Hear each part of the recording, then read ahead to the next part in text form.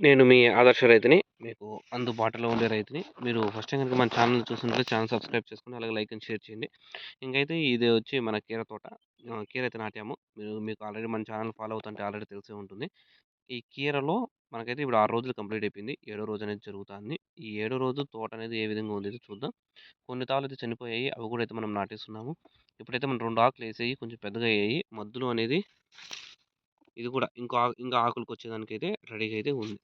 ఒక్కోటంటే కొన్నైతే కొంచెం ముందుగా మొలిచింటాయి. కొన్నైతే కొంచెం లేట్‌గా మొలిచింటాయి కాబట్టి దాని మీద అయితే డిపెండెడ్.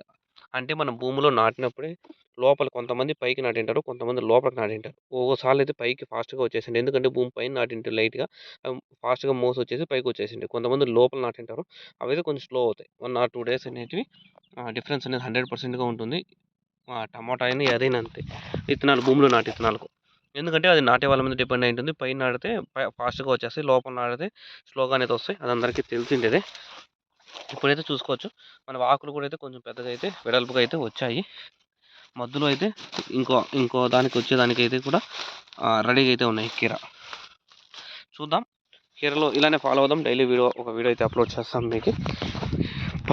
ఇంకైతే మనకు కట్లు అయితే పడిపోయి కొన్ని తావల చిట్రా గాలి వస్తుంది కాబట్టి ఆ కట్లు కూడా అయితే రెడీ చేసుకోవాలి మనము. తీగలు ఫాస్ట్‌గా వచ్చేస్తాయి కాబట్టి ఇవి. చిట్రా గాలి వచ్చినప్పుడు మనము టమోటా అయినా యాదైనా అయితే 100%గా కట్లు అనేవి పడిపోతాయి. అందుకని ఇవైతే పాత కట్లు కాబట్టి చిట్రా గాలి పడిపోయినాయి. కొత్తగా మనం నాటుకుంటే పడి ఉండవు. మనము ఇవి కూడా అయితే రెడీ చేసుకోవాలి. అక్కడక్కడ పడిపోయింటాయి. అవన్నీ చూసుకొని చూద్దాం. అది కూడా అయితే వీడియో రూపంలో వస్తాం మీ ముందుకి. అవి ఎట్లా పడిపోయినాయి, ఏం చేయాలనేది. ఇది ఈ రోజుటికి. ఇంకేమైనా డౌట్స్ ఉంటే కామెంట్ చేయండి. మీకైతే అప్డేట్ ఇస్తాను. నాకు ఈ పంట అనేది కొత్తదే. నేనేమి ఎక్స్‌పర్ట్ ఏం కాదు. చూద్దాం. మీకు మీ నుంచి ఏమైనా డౌట్లు ఉన్నా కూడా అయితే కామెంట్ చేయండి. నేను కూడా తెలుసుకుంటాను. మీ నుంచి కూడా నేర్చుకోవాలి నేను కూడా. ఎందుకంటే అంతా నాకే తెలీదు. అందరి నుంచి నేర్చుకునేదే. ప్రతి ఒక్కరు పుట్టినప్పటి నుంచి ప్రతి ఒక్కరి నుంచి కొంచెం కొంచెం నేర్చుకుంటేనే వాళ్ళకి నాలెడ్జ్ అనేది వచ్చింటుంది. Please share and subscribe our channel Adarsh రైతు.